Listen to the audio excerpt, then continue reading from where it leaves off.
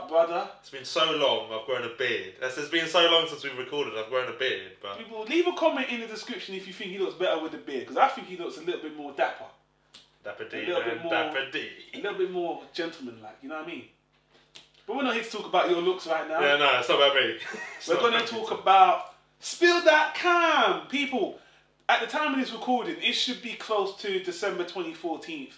And that would be a year from when Spill.com actually closed. Yeah, that's when that's basically when the website that we both loved and became fans became no more. And we would like to say, just before we start, this is a tribute to Spill.com. This isn't we want Spill.com to come back, we want everything to... No, everything now, we know that is now done for, and the people who invented Spill or made Spill is now going to something new, brand new, called Double Toasted. But this is our little tribute to Spill.com. And all the other guys, Chris and the Rage Select guys, these guys have gone in different directions. Yeah. And you know, even Cargill and Carla have gone on to bigger movie stuff. They've all gone in different directions. Yeah. And it's a good thing, man. And you know, like you said, we're not going to dwell on the past, but we are going to stick here and reminisce on Spill. So you Spidios watching this, thanks for taking the time out, because we're going to talk a little bit about how it's affected our lives. Yep. How we do miss it in a sense, but this is more just about reminiscing. Yeah. And we're going to start, because there might be some people on this channel that have no idea what Spill.com was. Yeah. So, Mr. Mampus, if you don't mind giving the people the little rundown of what it is. Sure. Spill.com is a website dedicated to film. They did film criticisms. Well, that's the nuts and bolts of it. But they did some pop culture stuff as well. Did some pop culture stuff as well. But their kind of gimmick, in a way, was doing animated reviews with 4 different characters.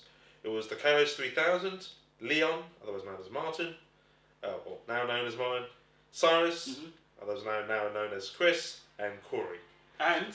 And beforehand it was Cargill, otherwise known as Carlisle, or Carlisle, otherwise known as Cargill. So those are the 5. And to be honest, when I got first introduced to them, it made me laugh. And I said to myself, these guys are better than any of the print journalists that, you know, write about the reviews, because it's not funny. Or where did you find them?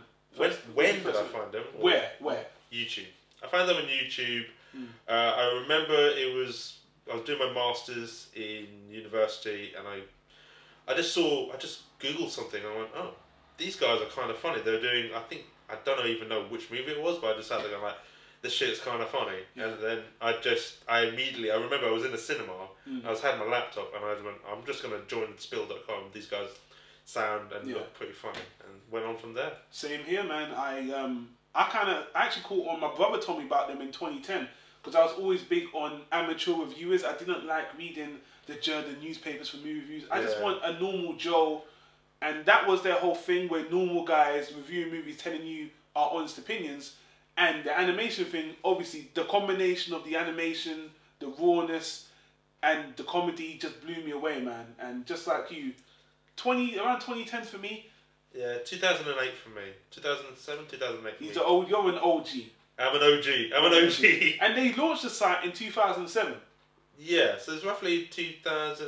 Yeah, I remember it's 2007, 2008. So I'm getting there right at the beginning. Fresh. Use a fresh fish, and I'm a rotten tomato, huh? But yeah, I mean, people, it was a great site. They started off with movies and stuff, but they branched out into, they had a whole video game section, which didn't end up too well. It had a short-lived life, kind of, but it was called the Loading Bar. The Loading Bar. Those guys have moved on to Rage Select, as we mentioned. But also we've got the Leog, which has just been split into so many different avenues as well. Oh, there's the oneofus.net. There's the other one which is called TV Dudes, or which was Lounge Geeks. Yeah. Now it's TV Dudes. That Leog was so great because it just involved any types of pop culture. Comics. It was mainly comic books, but then it was like TV shows, and it just had a wide range of different people in it. It was held. Well, do you want to talk a little bit more about the Leog? The funny thing was, because the reason why the Leog always rung true to me is because I'm not that entwined with comics. No. And they gave so many good opinions, so many good recommendations. They treated each listener like either you're a novice or you're an expert, but they treat you like, okay, this is the shit we like, this is the shit we don't like, and even if I didn't like it, I was just like, or even if I didn't know what was going on, I was like, no, I want to hear their opinion on this comic book. And I've, thanks to Martin and to Bo and to Chris, I've read a shitload of good comics. Preacher is one of them. I'll give you guys props. The League actually got me into audiobooks. Yeah. They really put me on the path into We're Alive and a lot of good audiobooks. Like The Hunger Games was like the first official audiobook because Martin Leon was the one that got me into the Hunger Games audiobooks, and that just blew me away. But anyway, putting all that aside, the whole site on a whole, it just felt like a flipping awesome community. It felt like a family. It felt like a family in a way. To drive that home, the thing that really lamented the whole thing was the spill parties. Oh. The spill parties were hosted by Corey Coleman, and for an American to take the reins and say, I'm going to go across the globe and share the experience of the site, promote the site, get interactive with people, get people to come together and talk and chill and drink and shit. And London, where we are, we had a lot of parties here. I think we had the most. I think we've had the most parties. Yeah, apart from Austin, obviously. We've had the most parties, and I'm gonna take over because being the OG, it was me and a small crew of people who were the first people in the London Spill Party. And even now, I still try to keep in touch with the majority of them at least to see what they're doing. But yeah, it's that community, that kind of. If it weren't for Spill.com and these parties and anything else, I wouldn't have met half the people that I do consider as good friends, or we wouldn't go through the trials and tribulations of life together. We would have just been drifting apart, or we would have just like floated away from each other. And this kind of spill events kind of brought us together, and made us enjoy our. You actually went to Austin as well. I went to Austin as well. I went to Austin twice. Twice. No. Did you go to the Spill.com in Austin as well? Yeah, I went to 2spill.com. I went to Austin 3 times. I went to 2spill.coms. Yeah. And the third one, I kind of missed the Spill.com. Purely for the fact that at the time, and though I love Spill.com and I love those aspects of it, I felt at the time it was growing, for me, it was growing a little bit too big. Yeah. And people were getting a little bit more geekier. And, and not geekier, but it was more like, instead of seeing Corey or Martin or Chris as just people, they were looking at I was like, oh my god, it's these guys. And I felt like I know these guys now as not the celebrities that they are. Personal friends. But as personal friends or just people that I know from the other side. So I kind of was like, well, I'm going to see them outside of the Spill thing because I wanted to do that. But that doesn't... I'm not taking away from the Spill parties. The Spill parties were amazing. I had great times. They were, and I will just say, I don't have much to add on except for I wouldn't even be podcasting or doing blogging if it wasn't for Corey and them, because Corey inspired me. I always tell people, man, Corey is someone I really look up to, someone who really showed me the reins. Someone I actually got advice from multiple times. My voice is changing.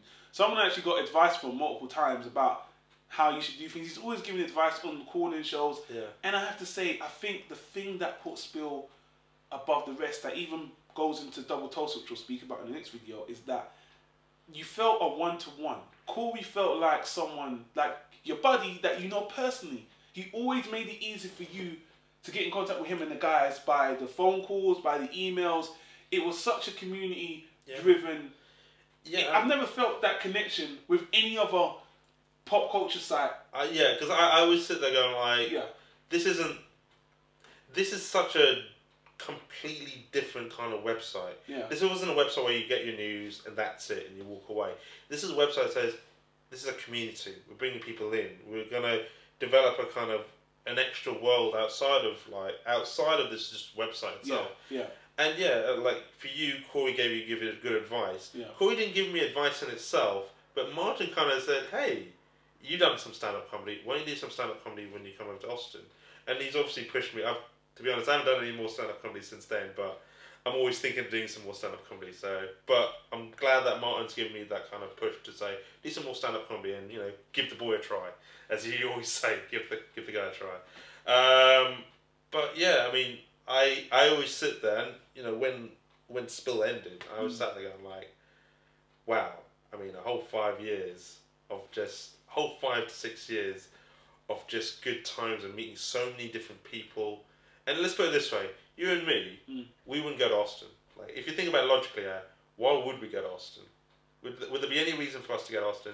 Not really. No. If it wasn't for Spill, not really at all. Especially Texas as a black man. Why the hell would I go exactly. to Why would I go to Texas for? A guy with a beard like this go to Austin or go to Texas? No, because to be honest, Austin wasn't even, it's not the city that, now we think of. Yeah. We just sit there going like, it's Texas, don't care. Let's go to New York, Chicago, any of those other places. Austin, what the hell?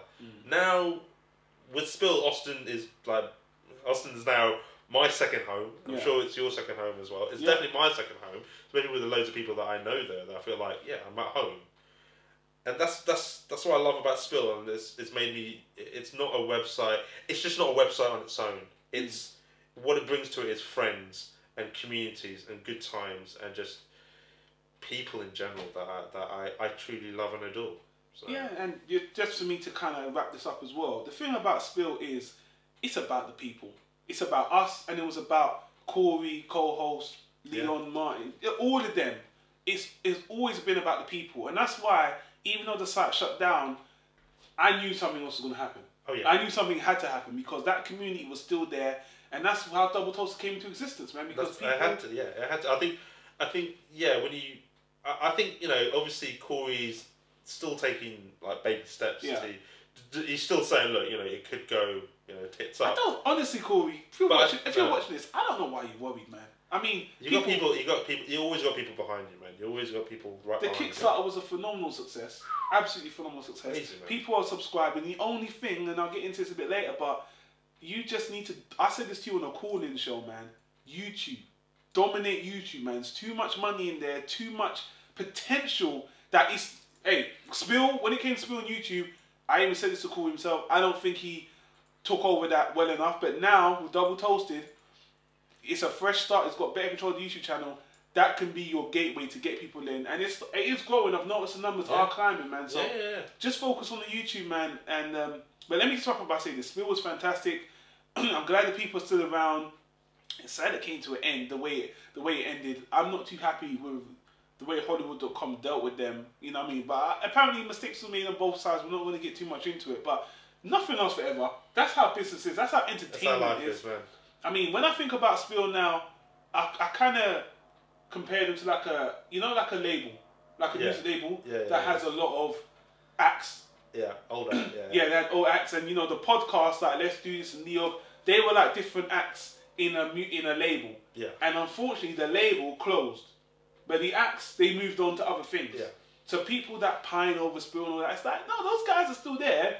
They're not in the same group that they were before. Like the Beatles broke up, but they still produce albums. They still produce content in different means. It like as I said before, and I mentioned this in a really I wrote a kind of eulogy. I said Spill may have died in the physical form, but its spirit still lives on in the other podcasts that it's going to and everything else, or all the other venues that these other individuals are doing. And that's what it says. Like, yeah, it may have died physically. Like Spill, you can't go on the website anymore, but you can experience so many different podcasts, so many different websites, oneofus.net, Double Toasted, Rachelite, I mean, TV Dudes. I mean, there's so many different things out there, and it's just spreading more and more. And as I said, I have to thank Spill for those, for letting me see those kind of different avenues, different podcasts, those different aspects of it, just to push it forward. Changed my life, man. And it changed both our lives. We wouldn't be doing a video like this. We wouldn't have known each other. Yeah,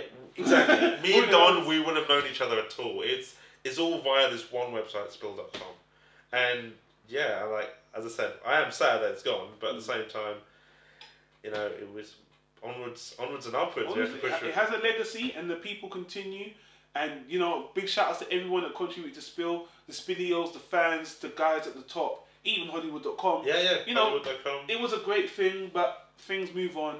And that's what we're going to do. We're going to move on to the next video and talk about doubletoasted.com, which is kind of, I don't want to say the spiritual successor, but it's a successor. I wouldn't say the spiritual successor, but it's a successor. It's a successor.